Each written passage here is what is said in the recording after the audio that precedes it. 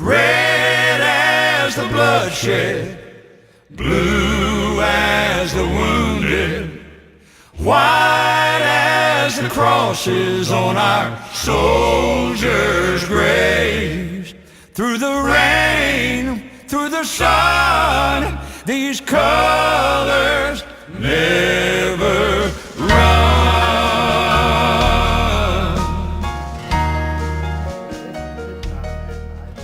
It's like I said, if I had it to do, I'd go help them now if I could. If they'd let me go, I'd go right now. But just like I say, you wouldn't want to over here and see all that blowing up, tore up, and kids hurt, and families tore up, the whole town and everything. It's not pretty. How did he escape? I have no idea. He never talked much about how he did. He just said it happened. When you're there and you get that kind of stuff, it's nothing you waylay and keep talking about.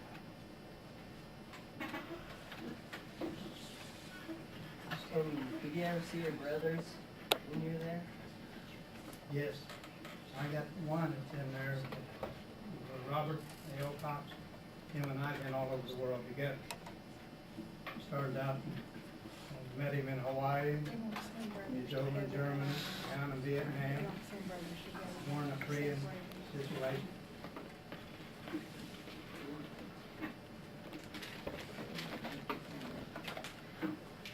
Don't they separate like family members now to make sure that there's not Well, more than... during World War II, when the Solomon boys all got killed on that Navy ship in the Pacific, so much of it was separated yet. They keep it so far apart. So that when something goes down, they all don't... Yeah.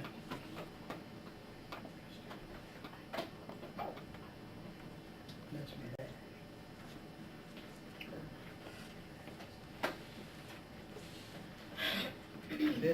Anything else you want to ask, I can answer it. I'll give you an answer I can.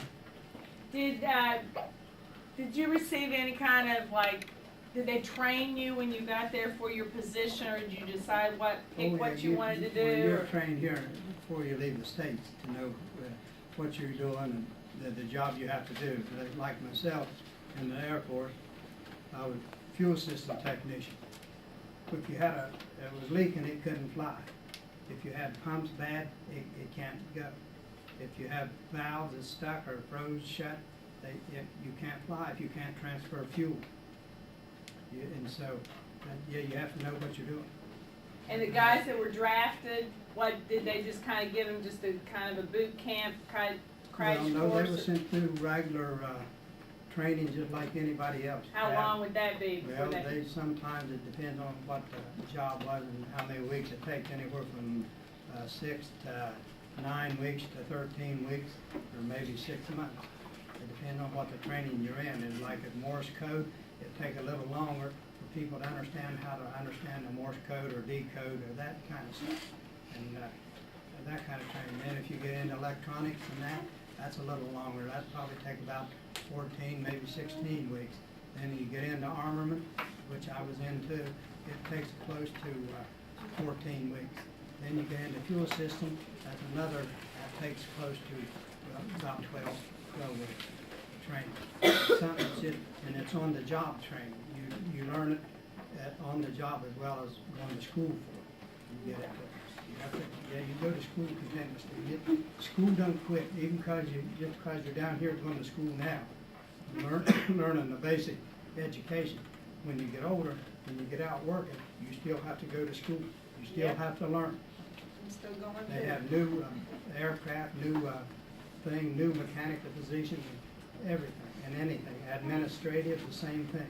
You have to learn every day. You still have to go to school. But I don't care how old you are. You still gotta go. Go ahead.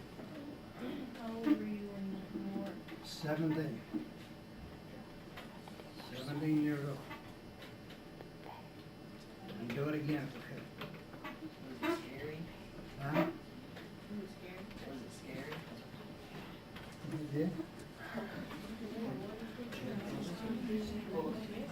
Anybody say he wasn't scared or something wrong? Do you ever regret going to the Air Force? No. No, I went in the Army Rangers first. And that 3 years, I put in the Army Rangers. All of it, but 17 days, I was out in the field, sleeping in a pup tent. And then outside field duty. That's why I got out of it, and got in the Air Force for to do what I needed to do. Anybody else? Well, I'll tell you this, the military is a good life, it's what you make of it, but you have to understand one thing with being in the military. You have to understand, follow rules and regulations. You have to understand all that, you have to abide by that. If you don't, you'll end up as nothing. But you have to learn to follow rules and regulations. That's every day, not one day, but that's every day. I'm proud of every piece of this cloth, all of it. I got a book full here that makes me even prouder when I look at it. All my brothers and that, and think of all the stuff they went through, where they were at. And I know where each one of them have been, and what they were in, and how they did. What made you want to go into that? They do. Whole book full, right there, that's what made me want to go. I was sitting at home, I was the youngest boy at 16, 22, and I had 6 sisters. And seeing them all going off to war, I was the last one coming up, and you grow up into it. And all I could see was them going, and why didn't I get to go? When I got old enough, I went. But I did, I quit school, but I finished school in there. They made sure I finished school. I got a GED, and I got 3.5 years GED in college. And I've been going to school ever since I got out of it. Everything, ever since I quit. You have to have the education if you want to be accomplished or do anything. You have to study. You have to get the grades. If you don't, you're nothing. But you have to have it. And that's every day. Anybody else? Go ahead. Did you have a job after you got out of the service? Yeah. What'd you I worked 1 year at the post office, and I didn't like it, and I was gonna quit, but the lady right down there on 5th Street in Dayton, she said, don't quit, just tell them you're gonna just get out for a while. So I did that, and I went to work the next day at the New Carlisle Middle School. And I worked there 22.5 years. You still work there? Huh? You still work there? No, I quit. I retired. I retired with 47 years of work, and that's long enough. How did you get money when you're in service to pay for stuff? How they get what? Money Money? Yeah. in Well, the they paid service. me, when I first started out in the military, they paid me $23.50 a month, whether I needed it or not. $23.50 a month. That's every 30 days. And it got a little better as we went along. Did you send most of that home? Probably too. Did you send that home or part of Well, it? I had sent my mother Is half it- of it. The mother half of it, and then when I got married, I had to stop that, and they and I had to live on that. It wasn't always easy, but it wasn't always hard either, if you follow the rules and regulations and do what you're asked and told. And I think it taught you how to be a worker, a good worker, and the things that you. That's where it comes to understanding rules and regulations, Yeah. and it understand that I get up every day at 5 o'clock, every day. And things that he does are done well. When he worked at New Carlisle Middle School, the place looked just phenomenal. Everything was clean and nice and the way it was supposed to be, and well taken care of. And his son, Mr. Cox, Thurl Cox, works for the high school. He takes a lot of pride in his work too. He's done a lot of stuff in this school. How long was Thurl here? I don't know how many years Sterl was here, but he did a lot of the designs you see on the wall. He was here about 20 years. Yeah, a lot of the things that yeah, he fixed the school up and made it look like it does You get the today. chance and you go out to the museum, at the Air Force Museum, but right back, go out there and you go through there and start at the first of it. And to really go through the museum, it takes about 3 days, or maybe 4, and to really see and understand what's there. Then you see what all them service guys and GIs or veterans, as you want to call them, does and why. They did it for the country we live in. And to have freedom and liberty as we do here, there's not another country in the world like this. None. I don't care how many miles you travel and where you go. There's not another country in the world like this. You can do anything you want to do. You can't do that in other countries. Did you tell an Air Force One was there? Yeah, You Air worked on- Force One is the one that I worked on, is in the museum out there, 26000. That was President Kennedy and Johnson and Nixon's aircraft. Did you say you were there when Kennedy got shot? Yes. So you were like in the crowd? Say again? You were in the crowd? I was we sent him off to Dallas that morning.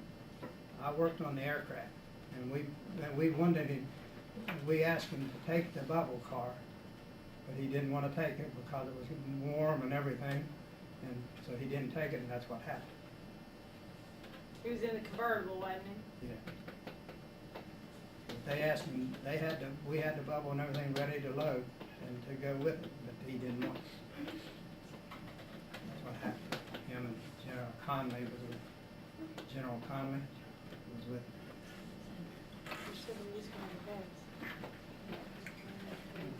Anybody else?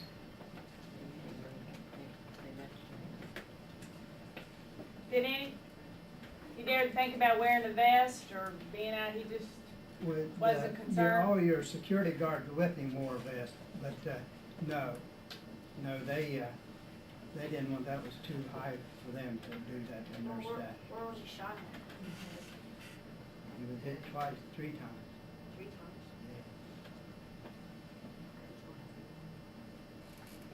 What'd you do for fun? Well, I went to the service club, so I'm all put that. USO, they had the USO, Bob Hope, and all them kind of guys. Tried dancing. If you ask me if I drank, yeah, I drank some. I did. Tried did some dancing? I did some of that too. It depends on where you were at, what you wanted from us, what kind of situation it was.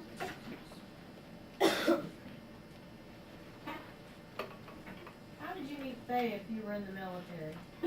I met Faye before I ever went in the military. Ah. I went to school and she lived at Cumberland and I was running some girls over in Mount Ephraim. And that's a long story. So we've been together for 48 years. Wow, that's wonderful. 47. Yeah, I agree with that.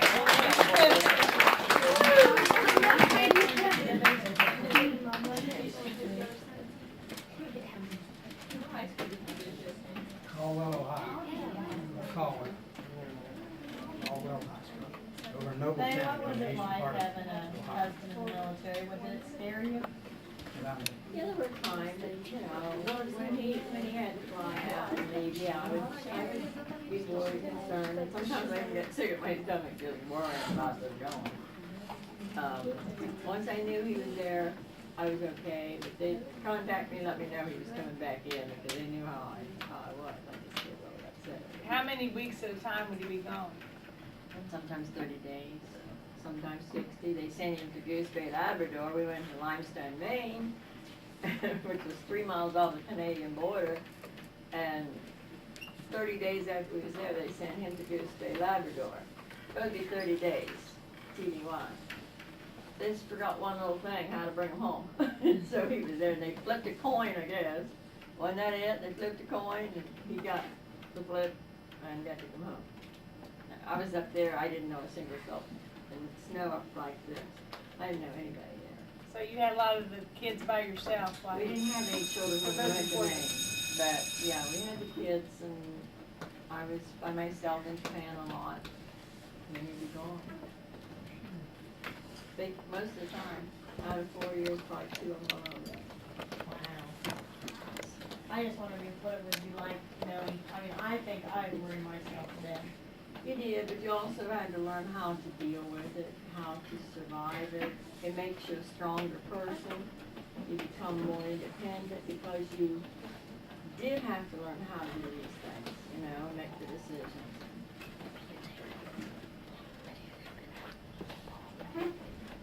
Anybody else? well, thank you so much for coming in and I just hope that this, if you ever take an oath when you finish school, high school, college, whatever, he said, I'll tell you one thing, if they'd have had the ROTC that they had, program that they have over here when I went to school, I would have been in it. Because you get in there and you, and the time you put in that ROTC, and once you get into the regular military, it counts too. And then you understand and know what the procedures are before you get started. I plan on joining ROTC It's a next good, year. it's a good thing. And you get into college in it, it's good too. What did you go to? Huh? What did you go to? what school did you go to? I went to Caldwell High School, Caldwell, Ohio. Where's Over that? in Noble County, eastern Ohio. Where were you born? I was born in Clarksburg, West Virginia. 1932.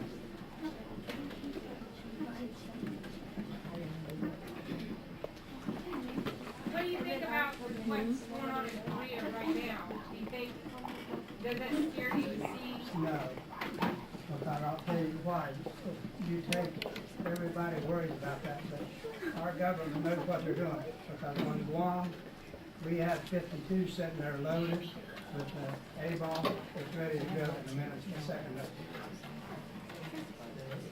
You have to move that from working. From working in armament and understanding, I know what they got. And all we're trying to do is save a lot of other people. If we can talk Korean, of course, from making these nuclear weapons and that. That's why, but no, we're ready. We've got people watching, and we know what's there. And we have, like I said, 52s loaded on the wall, ready to go.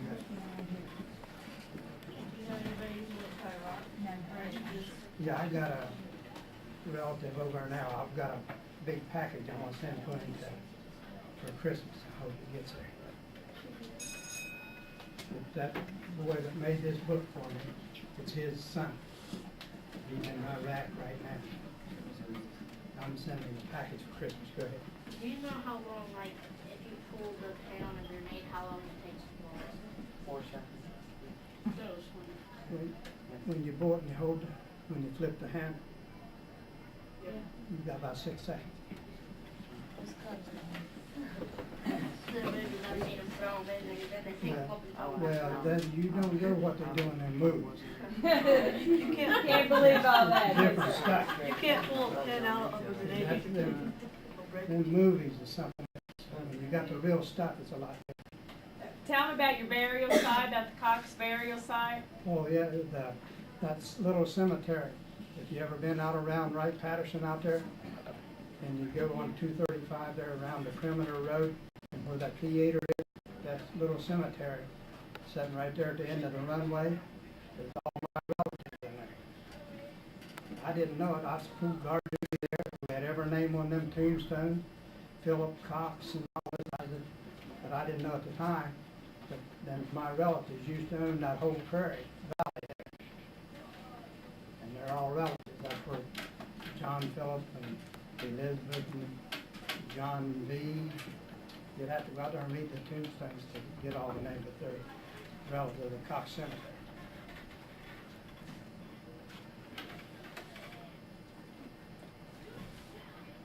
Get through school though, and you get taken over, you have to go to the military.